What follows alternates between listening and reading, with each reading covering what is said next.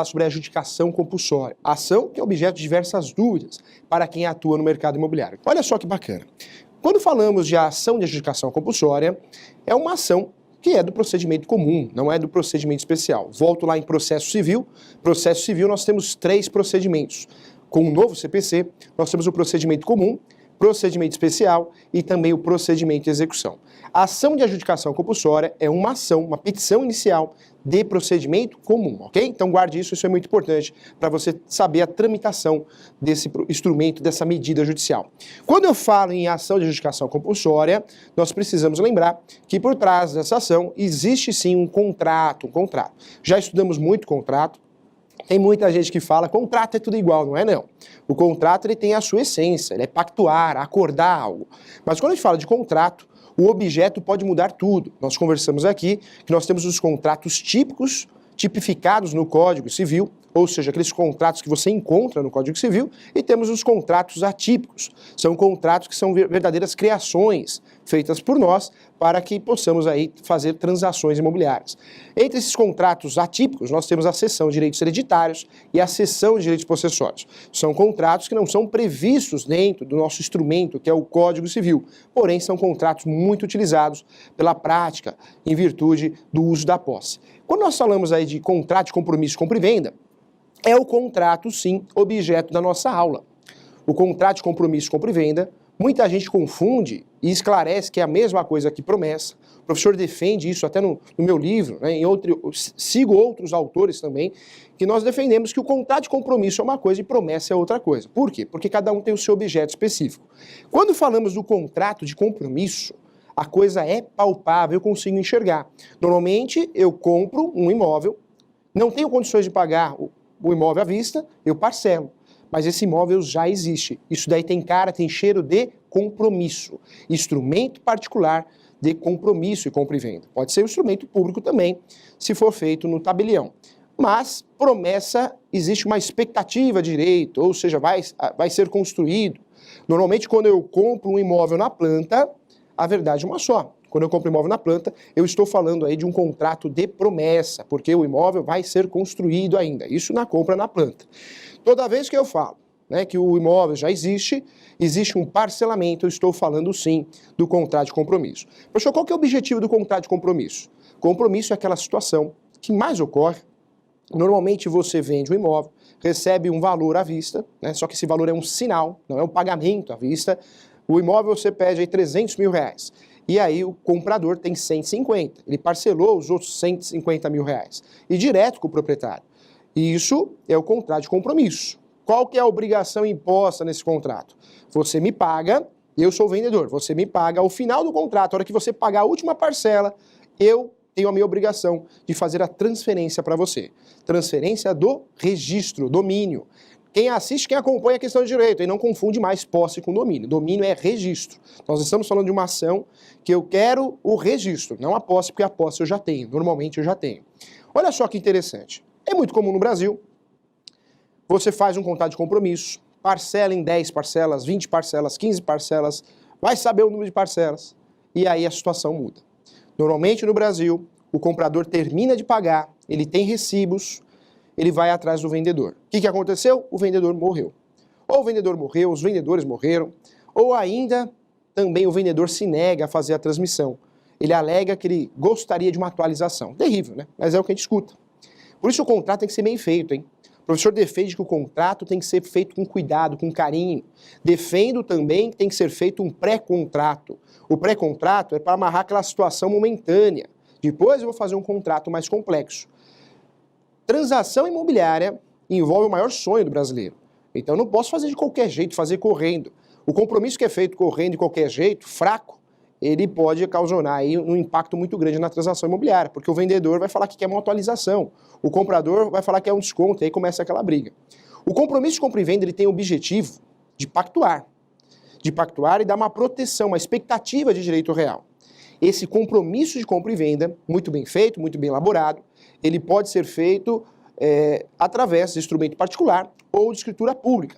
Mas fato é que eu consigo fazer a averbação. E aí vem outra diferença, quem acompanha a questão de direito sabe disso, hein?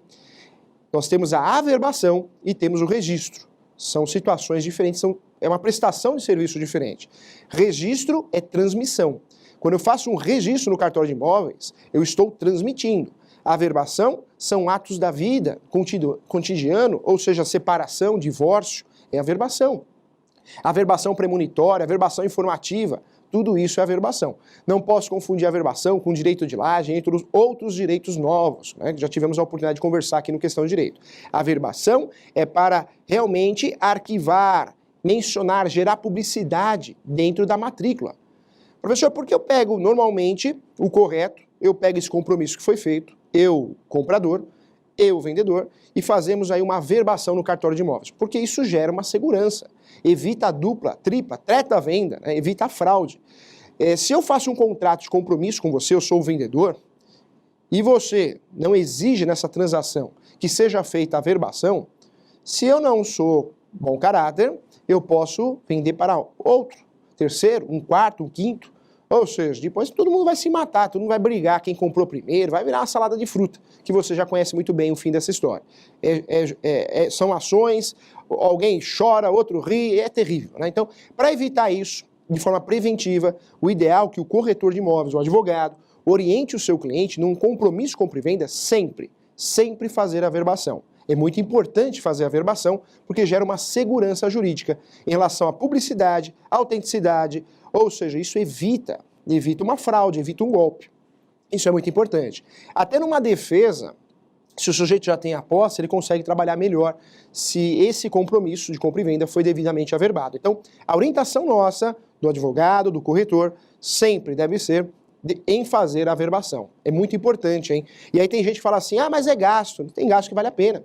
É um custo que vale a pena. É uma segurança para o comprador. E para o vendedor também, mas uma segurança muito importante para o comprador. Então, o compromisso com a venda, vamos combinar aqui, o correto, o ideal, que sempre, né, você faça aí a devida averbação do compromisso. Porque se eu vou comprar esse imóvel e já vejo que tem uma averbação lá, eu vou querer saber da história. O que aconteceu aqui?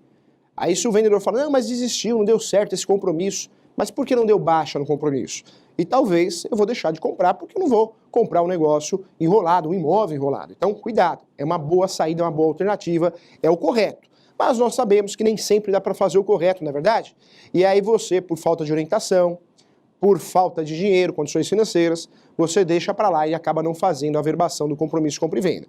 E aí vem a lenda, né? Lenda jurídica, discuta cada absurdo. Só pode fazer ação de adjudicação compulsória se tem realmente averbação. Não é mais verdade isso, tá? Por que não é mais verdade? Porque já foi, hoje não é.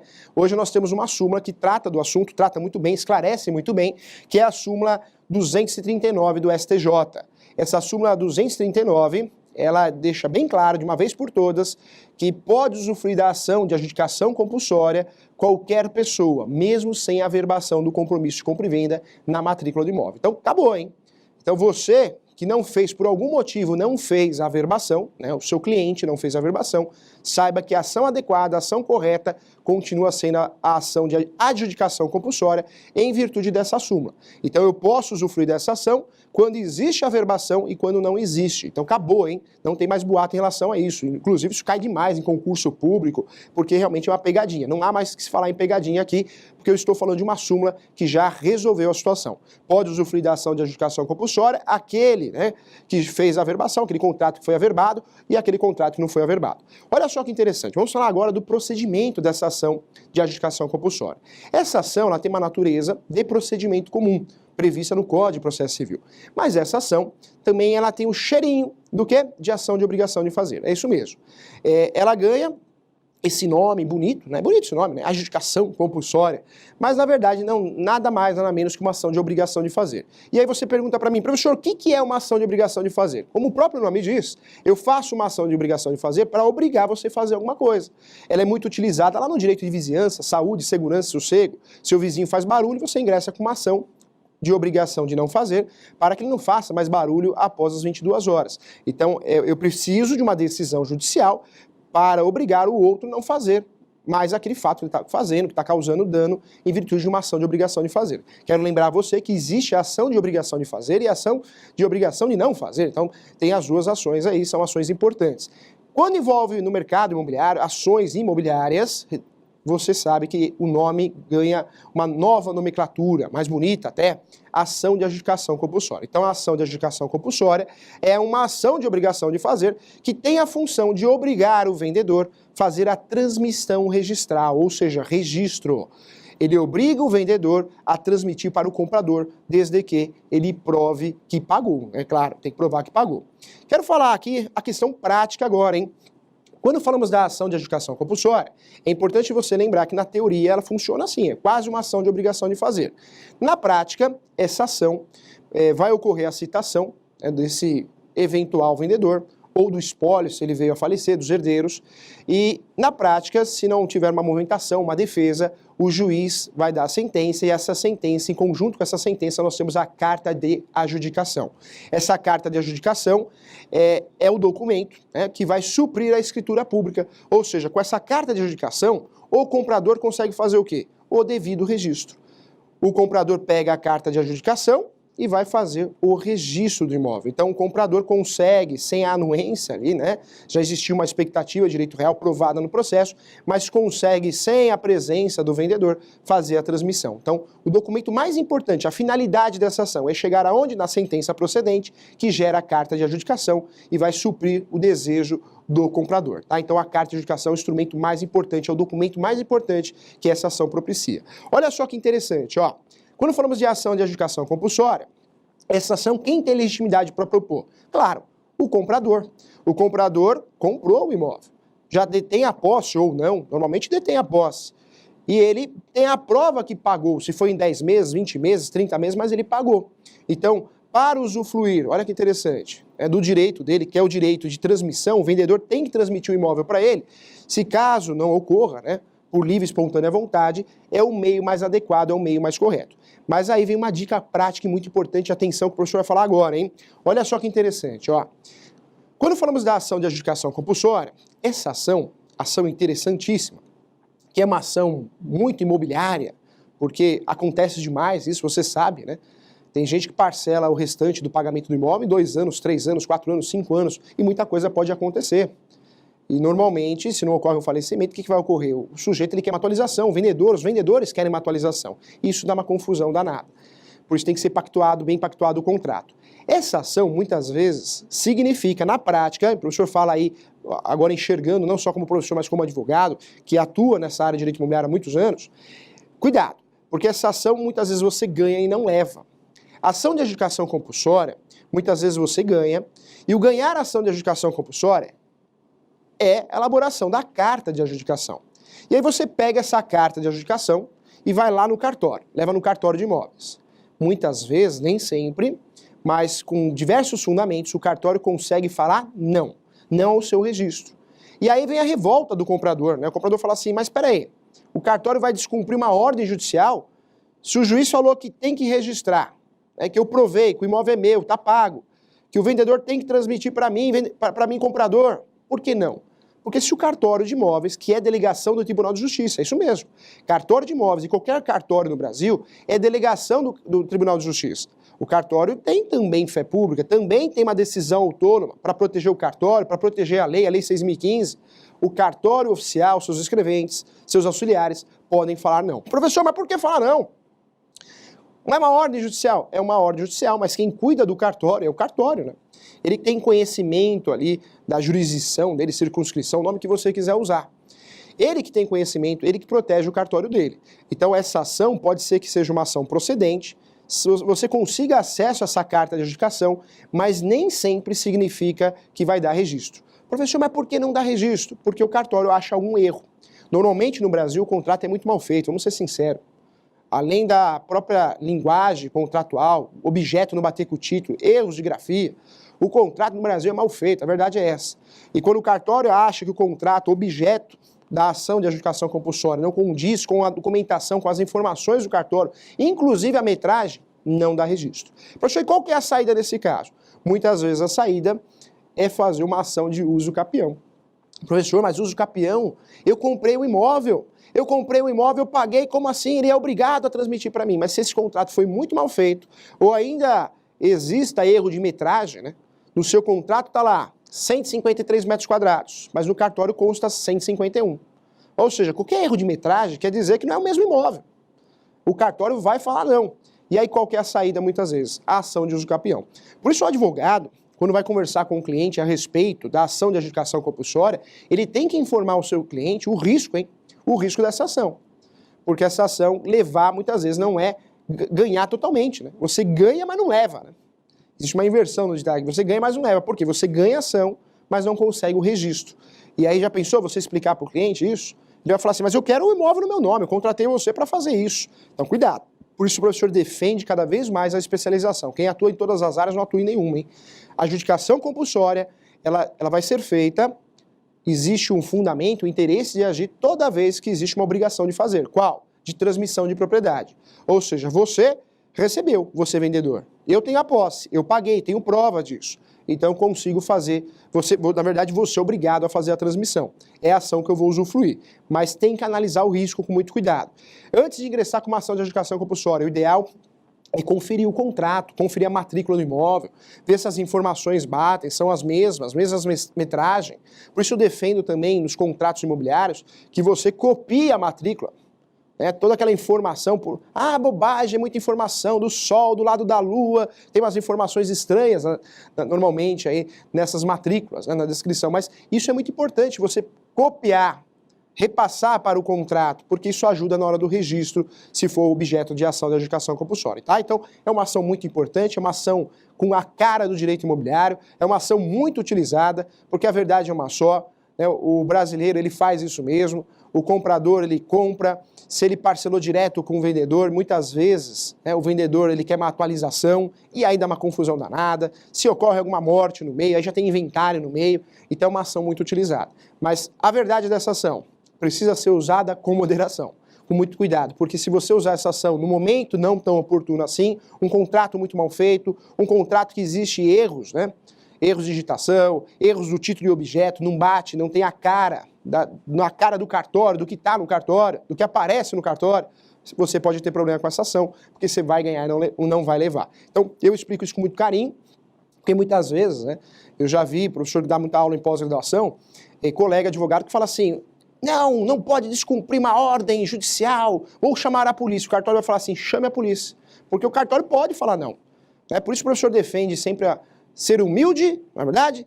E também, além da humildade, também ter educação, Não é porque o sujeito é formado em direito, vai ficar fazendo escândalo no cartório, que não vai funcionar, o cartório está certo, Se ele pega lá, o cartório, as informações daquele imóvel no cartório, elas são realmente justificadas aí, uma diferença de metragem, o contrato não condiz com o que o cartório tem de informação, o cartório não vai dar registro na carta de adjudicação. E não adianta fazer escândalo, já teve aluno.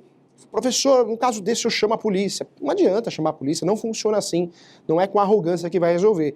E aí sim, se existe uma abusividade, uma dúvida, existem os recursos próprios para o cartório. Suscitação de dúvida, dúvida inversa, são recursos que eu vou fazer, para ter uma segunda decisão quando existe uma negativa registral.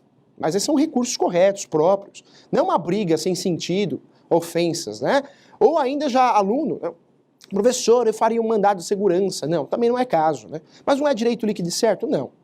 Nesse caso não seria um caso de mandado de segurança, é fazer para perder. O cartório pode falar não. O cartório tem um princípio, os cartórios no Brasil, direito registral, que é o princípio da autonomia. Se o cartório detectar um erro, ele vai falar não. Tá? Então para com isso, que cartório, a briga não é assim.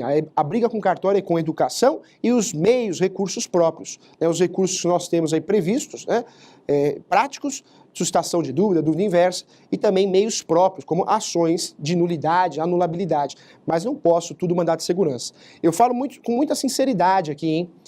O professor também dá aula em graduação. O aluno de direito ele se apaixona por habeas corpus, mandado de segurança. Olha que ação linda. Na prática, não é tão favorável essa ação. São ações fracas, até pelas limitações.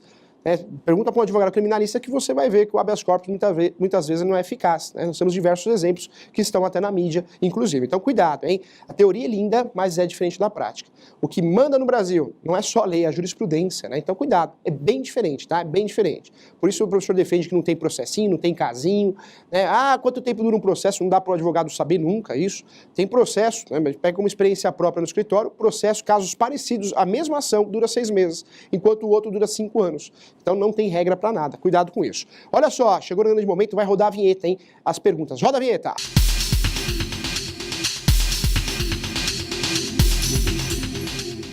Ação de adjudicação compulsória serve também para contratos de locação, evitando a inadimplência. Quando falamos de locação, nós temos a lei que trata do assunto, que é a Lei 8.245 de 91.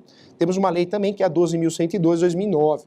Então a legislação de locação de bens imóveis normalmente são essas. O Código Civil também trata de hotel, motel, aparte hotel, espaço publicitário, e tem o Estatuto da Terra que trata de locação também. Então é uma legislação, na verdade nós temos um conjunto de legislações extensas, né, porque é muita informação sobre locação. Mas fato é que quando existe locação, a ação adequada, a ação correta são as ações, né? A ação correta é a ação de despejo. A ação de despejo pode ser acumulada por falta de pagamento, ela rescinde o contrato e eu consigo, nessa mesma ação, cobrar os aluguéis em atraso. Então a ação adequada é essa.